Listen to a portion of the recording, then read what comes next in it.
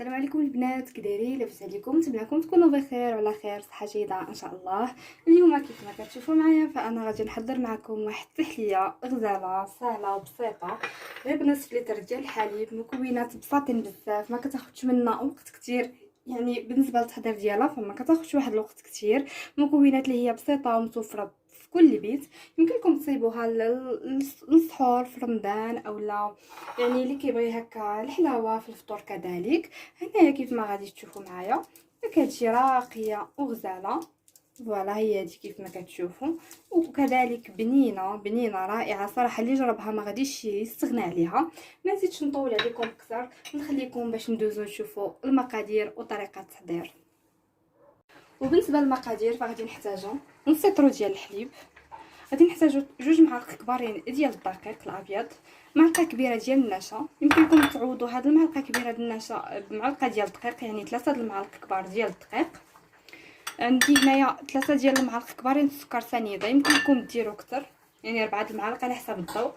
عندي هنا 2 اكياس من الفانيلا، 60 غرام ديال الشكلاط بيض يمكن لكم تستغناو عليه. وفي الاخير غادي نزيدوا معلقه صغيره ديال الزبده. تبعوا معايا ندوزو الطريقه اللي هي سهله وبسيطه. يعني غادي ناخذ كاسرونه غنديروا فيها نصف لتر ديال الحليب،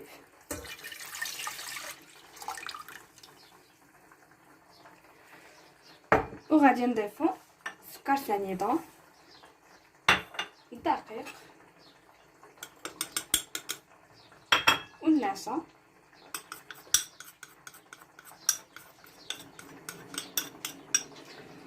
غادي ناخذ الخوي وغادي نحاولوا نحركوا هاد المكونات هادو مزيان حتى كينسجموا. من بعد عاد غادي نديروهم على نار اللي كتكون يعني مهيله على ما كيعقدوا هاد المكونات هادو، وكنحيدوهم من فوق النار. بالنسبه للفانيلا والشكلاط والزبده حتى الاخر عاد كنديروهم، يعني حتى كنطفيو عليها البوطه عاد كنديروهم. ديك الفاني يمكن لكم تسموهم بلوزيس ديال السيترون اولا بزهره البرتقال، يعني كتبقى ديك النكهه اختياريه. كيف ما قلت هاد التحليه هادي غزاله ورائعه، ما كتاخذش منا وقت كثير، وكذلك كتجي راقيه جدا. دابا غادي ندوز باش غادي نضيفها فوق البوطه. هنا كيف ما كتشوفوا غادي نديرها على بوطه. النار كيف ما كتشوفوها فهي مهيله، يعني ما مجهداش. غادي نخليوها، غادي نبقاو نحركوها حتى غادي تبدا تعقد. دابا نبين معكم المراحل. هنايا كيف ما كتشوفوا غادي يبدا يعقد لينا يعني هذا الخليط هذا، فكنحاولوا نبقاو نحركوه بسرعه مزيان صافي. وكنخليوه على ما كيعقد. يفوا كيبدا كيغلي كنخليوه واحد الدقيقه حتى 2 دقائق باش داك الدقيق والنشا كيطيبوا صافي. بعد ديك الساعه كنحيدوه من فوق البوطه وكنضيفوا عليه المكونات المتبقيه. راه ما كيجيش باين لوغو ديال الدقيق نهائيا، ما كيجيش كاع باين.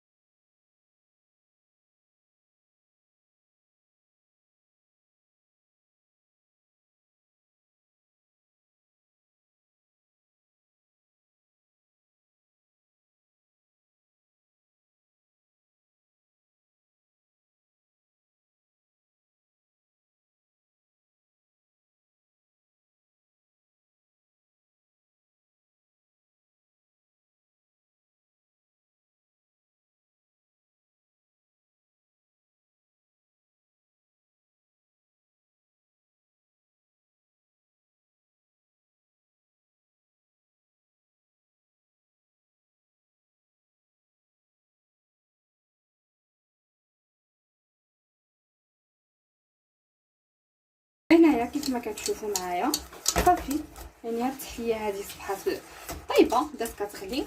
غادي نخليوها واحد الدقيقه د المكانه على ما كتغلي مزيان باش داك الدقيق كيطيب والنشا. وغادي نحيدوها فوق البوطه ونكملوا المكونات المتبقيه غادي نضيفوها حتى هي لهاد التحليه هذه اللي كتجي رائعه وراقيه جدا.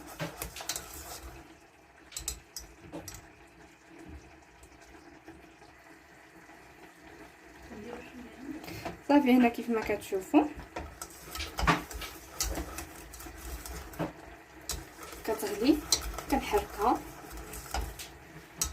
وغادي نحيدها فوق النار. كتبان لكم يعني كتبقبق.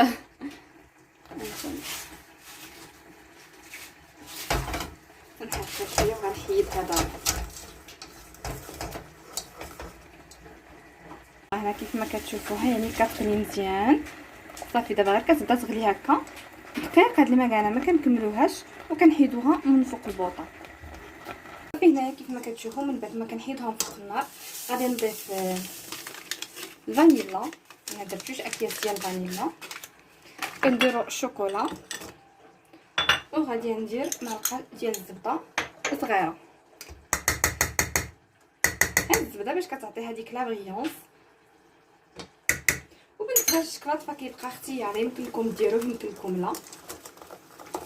صافي هنا كيف ما كتشوفوا غادي نحرك هكا واحد شويه بهذا الفوي وغادي نكمل بالطراب الكهربائي، حيت الطراب الكهربائي يعني غادي يخليها تجي كريميه بزاف كيطلقها مزيان.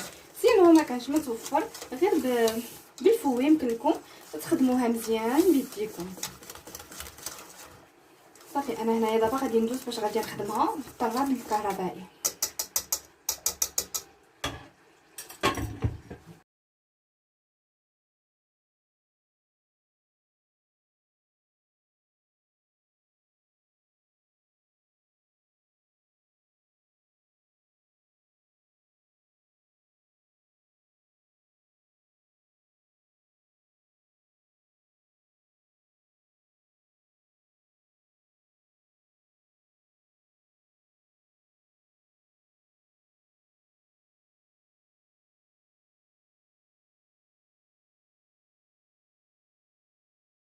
البنات كيف ما كتشوفوا من بعد ما طربتها مزيان يعني خدمتها بالطراب الكهربائي مزيان كنحصلوا على واحد التحليه على هذا الشكل هكذا كريمي، خليت يعني كريمي. صافي دابا غادي ندوز باش غادي نديرها في كويسات. فوالا انا هنايا اختاريت هاد الكيسان هادو باش منين غادي نصوبها ونقطعها باش نزينها ونقدمها غادي تجيني سهله. بعدا في الاول هاد الكيسان هادو راني غادي ندير فيهم شويه ديال الماء وغادي نخويهم، يعني غادي غير نفزكهم بالماء ونخويهم. علاش؟ باش فاش كنجيو نحيدوها من الكيسان كتجي سهله باش كنحيدوها ما كتاخدش مننا زعما ما كتضيعش وما كتبقاش لاصقه في الكيسان. هنا كيف ما كتشوفوا فكندير غير في كاس واحد الماء وكنبدا نخوي من كاس لكاس. صافي دابا فوالا من بعد ما كنخوي فيهم الكيسان كاملين مزيان. صافي دابا غادي ندوز باش غادي نبقى نضيف يعني هاد التحليه هادي. غادي ندوز باش غادي نعمر الكيسان وهي هكا سخونه. غادي نحاولوا نعمروا بها وهي سخونه. فوالا كيف ما غادي تشوفوا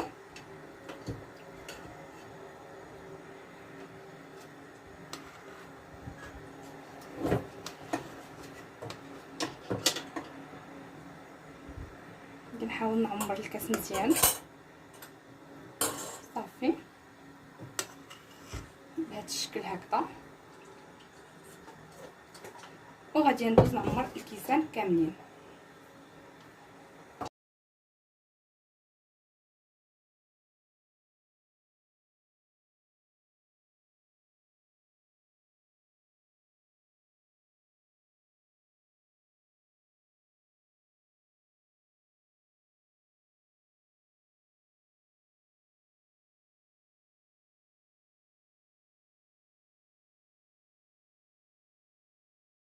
كيف ما تشوفوا عمروا ليا تقريبا 3 ديال الكيسان والرابع ها هو دا ما عمرش مزيان.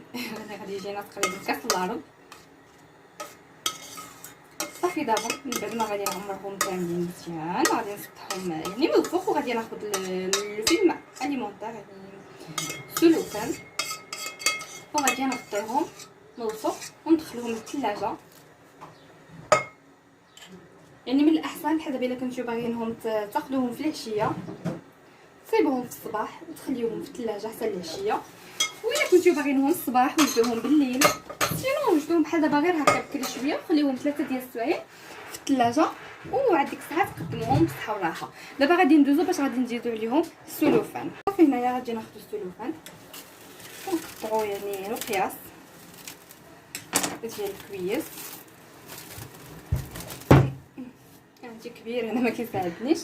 صافي هانتوما كيف ما غادي تشوفوا غادي نحاول يعني نلصقو معها هكا من الفوق كيجي ليها نيشان. صافي وغادي نشدو هكا من الجوانب وغادي نخليوهم يعني كنستمر بنفس الطريقه حتى غادي نغطي الكويسات ديالي كلهم.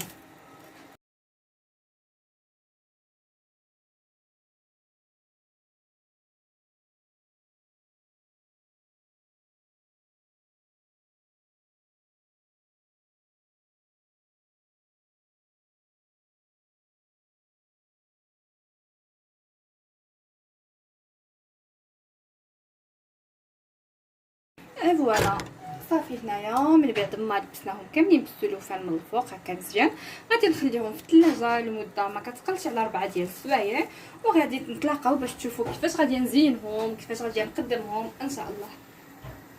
هنايا البنات كيف ما كتشوفوا معايا من بعد ما بردوا مزيان في الثلاجه صافي غادي ندوز باش غادي نقدمهم. بالنسبه للزين فانا اختاريت شويه ديال الشكلاط. هنايا عندي كاوكاو محمر ومهرمش، يمكن لكم تعوضوه باللوز. خديت هنايا شوكولا في الغوز يعني حكيتها حتى هي غادي نزين بها. ودابا غادي ندوزو باش غادي نبين لكم الطريقه ديال التزيين ديالهم. وهنا البنات غادي نبين لكم الطريقه ديالو كيفاش غادي نديرو نحيدوه من الكاس ديالنا. كيف ما كتشوف انا كنبقى نبرك عليه كامل الجوانب حتى كنحيدو كنخلي الهواء يدخلو يعني ما بين الكاس وما بين ديك التحليه الهواء كتدخل صافي. وكنحاولوا معاه غير هكا بشويه ما تخافوش منه راه دغيا كيتحيد. صافي كيف ما كتشوفوا وغادي نديروه هنايا في هاد الطبسيل هذا. راني درت بعدا واحد من قبل كيف ما كتشوفوا كنزلوهم هكذا. انا غادي نبين معكم الطريقه مزيان. كنروليوهم هكذا بيدينا كنخليو يعني هاد الكاوكاو هذا يتلبس عليهم مزيان.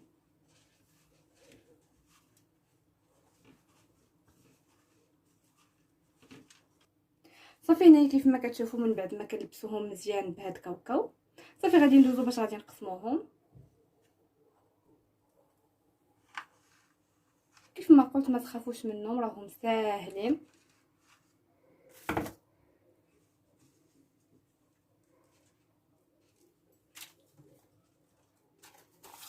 هنا كناخذوا الكبيخت فاش غادي نحطوهم وغادي نديرو عليهم الشكلاط من الفوق. هنا كيف ما قلت انا هنايا عندي اختاريت شوكولا ديال الدهن فوالا كيف ما كتشوفوا كندهنوهم هكا من الفوق. الزين فهو كيبقى اختياري، انا اختاريت يعني هكا. هاد الطريقه هذه كيجيو بها بنان وزوينين يعني الشكلاط مع هاد التحليه كيجي زوين سورتو مع كاوكاو محمر ومهرمش فوالا. وغادي ناخذ الشكلاط صافي هكذا كنديروهم في الطبق ديال التقديم. غادي نستمر بنفس الطريقه حتى غادي ننتهي ان شاء الله.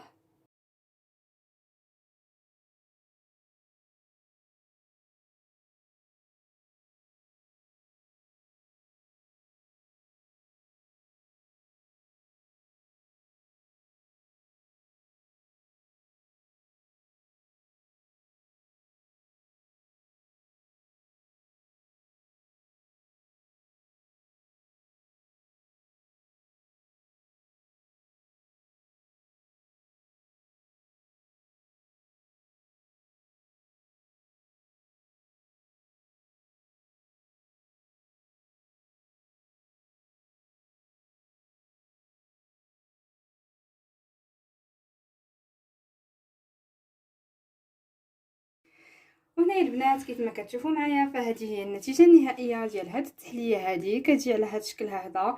بالنسبه للتقديم فهو كيبقى اختياري، يمكن لكم تزينوها بالطريقه اللي بغيتيو نتوما. انا هنايا كيف ما قلت فانا اختاريت ندير ليها كوكو مهرمش، شويه ديال الشوكولا ديال الدهن اولا شكلاط عادي تذوبوه مع شي معلقه ديال الحليب. هنا زينتها من الفوق بشويه ديال الشكلاط يعني محكوك.